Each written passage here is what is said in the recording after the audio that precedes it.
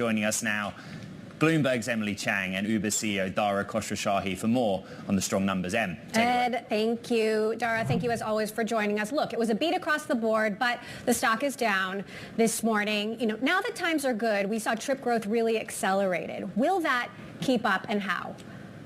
Well, our trip growth was super strong, right? We grew trips 24% on a year-on-year basis on a base of 2.6 billion trips. So, as you get larger, it gets tougher to have that kind of growth. But if you look at our gross bookings guidance going forward, it's between 18 and 23%. So we do expect to continue to grow at very, very strong rates, while at the same time continuing to increase profitability and margins, which is the best of both worlds, which is what investors expect of us. And frankly, it's what we know Uber can deliver. Well, shares just turned positive, so investors are liking what you're saying. Let's talk about the other half of the business, and that is delivery. You had to raise some fees in some markets. You added multi-store ordering. What more can you do in delivery to keep this up? Well, there's a ton going on in delivery. There's obviously the core online food delivery business.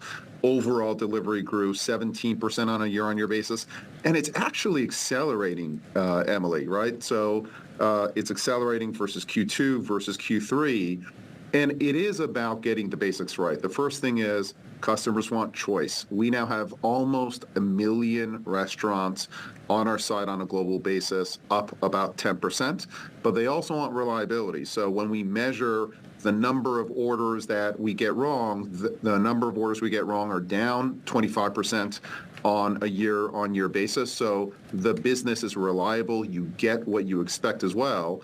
And what that's resulting in is our audience is growing, frequency is growing as well. And then as eaters order more and more in a basket, actually basket size is growing. So the growth that we see in Eats is very, very broad.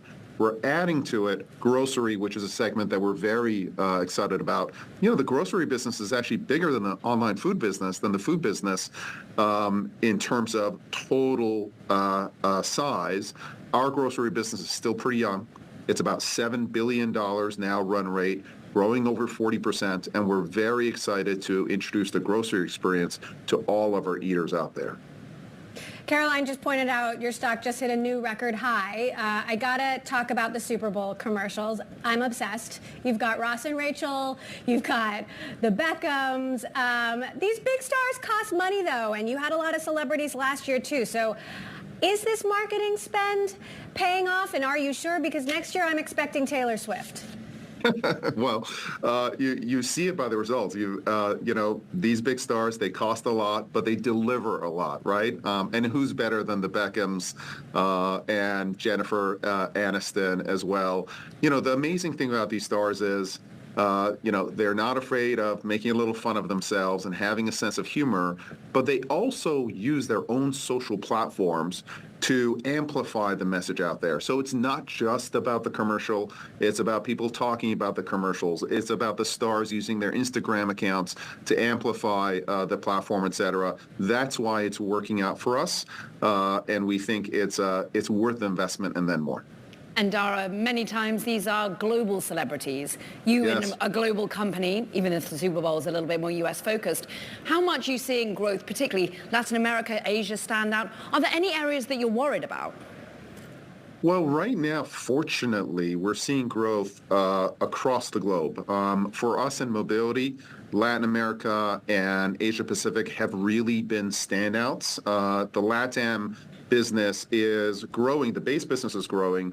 But now in LATAM, what you're seeing is more two-wheelers, actually. It's a product we call Uber Moto. It's lower cost and much more affordable. And so if you want a low-cost ride in Brazil or Mexico, we're seeing more and more users take two-wheelers. And in Asia, we're very, very excited about the India market. The India market has been one that has always held a lot of promise, but we're seeing that promise come to fruition now. There, it's not just four-wheelers, but it's three-wheelers, and the growth rates that we're seeing in India are substantial. And we think that, that business can continue to grow over the next 5 to 10 years. So there's a lot of growth and excitement ahead in many of the markets out there. A global conversation with our global TV and radio audience. We are, of course, speaking with Uber CEO Dara Khosrowshahi. And Dara, I hate to be the Debbie Downer that focuses on the one area of perhaps lackluster performance, but freight, tell us a little bit about it. It was in line with where the market wanted to see it, but it is still a bit of a drag. When do you see the turnaround? Well, the freight business is a cyclical business, and what we are seeing is at least a stabilization of the overall freight industry. There was too much supply out there. Demand wasn't growing. We're seeing a stabilization in rates. We're seeing spot rates improve as well. So I think that's an early signal that the freight marketplace is going to improve. And what's really cool about Uber Freight is that we are using our marketplace technology, matching, pricing, et cetera, and bringing it to the freight industry. So we're very confident that a turn is coming. We don't know when, but we're definitely seeing signal of that turn. And we can bring our technology prowess and the service levels that other players who are just offline really, we believe, can't match. So we're quite optimistic about freight, but it's a little bit of a waiting game to see that cycle turn. And we're hoping to see that cycle turn this year. Dara, good morning. I think we kind of learned a lot about Uber, the technology company, in the quarter just gone. New products and just more diverse offering on mobility.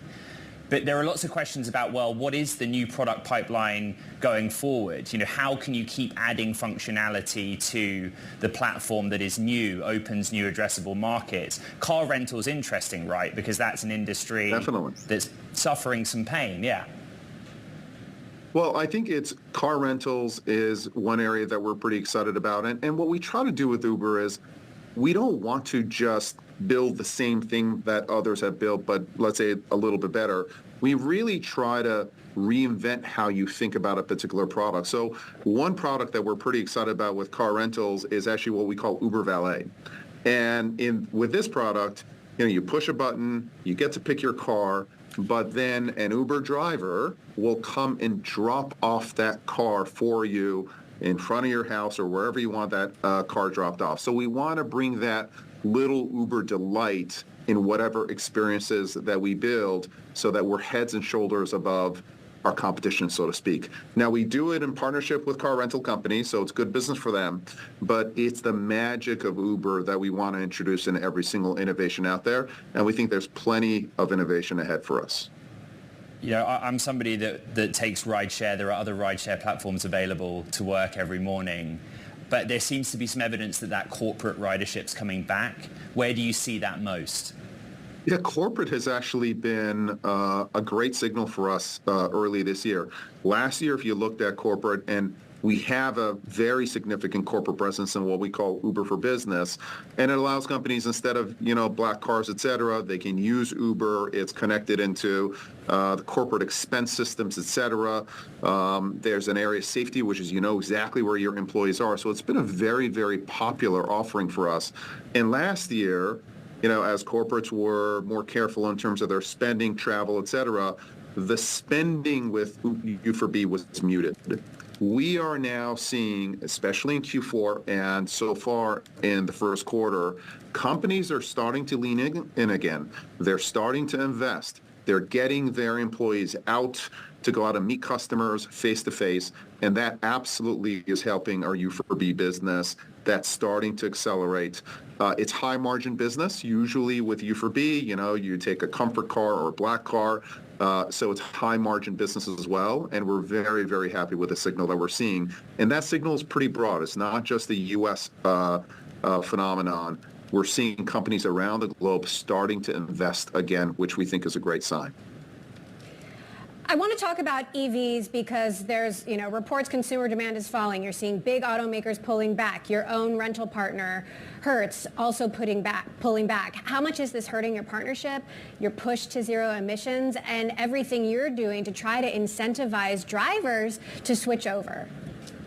Well, Emily, we're continuing to push on the EV space. No one said this was going to be easy. And listen, with every technology, there's this initial excitement and everyone gets on board, and maybe people overestimate the potential of a business or how hard it's going to be. You know, we've been around at Uber for a while, and we actually love solving tough problems. So we continue to lean in with EVs. We now have over 120,000 drivers driving EVs all over the world.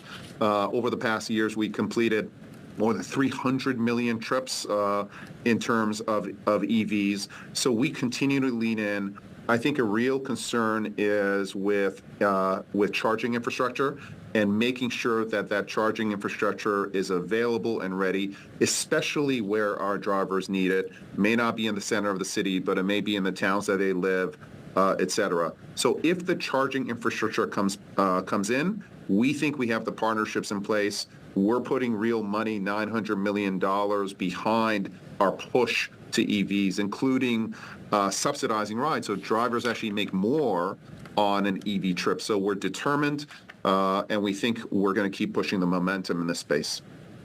You're shutting down Drizzly. You're laying off 150 people. What happened there? Did alcohol sales just decline post-pandemic? Don't you know there's a Super Bowl coming up? So it's, listen, it was a tough decision there. And what we have observed is that the Uber Eats platform, we talk about the power of the platform, which is, you ride on Uber, you eat on Uber, you get groceries on Uber, you order your alcohol on Uber Eats. The power of that platform is really significant. And, things have changed where companies have to be more disciplined in their investments. And when we look at a marketing investment, should we put the next marketing dollar behind Uber Eats, i.e. a Super Bowl commercial, or should we put that next marketing dollar to introduce the Drizzly brand to consumers? It didn't make sense to keep investing in Drizzly.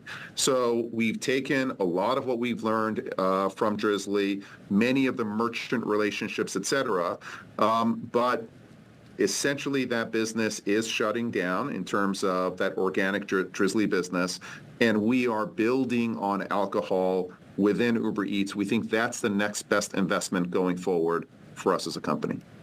Cost discipline. Uber CEO Dara Khosrowshahi, a joy to have you on the show. Thank you. And of course, our thanks to you, Emily Chang.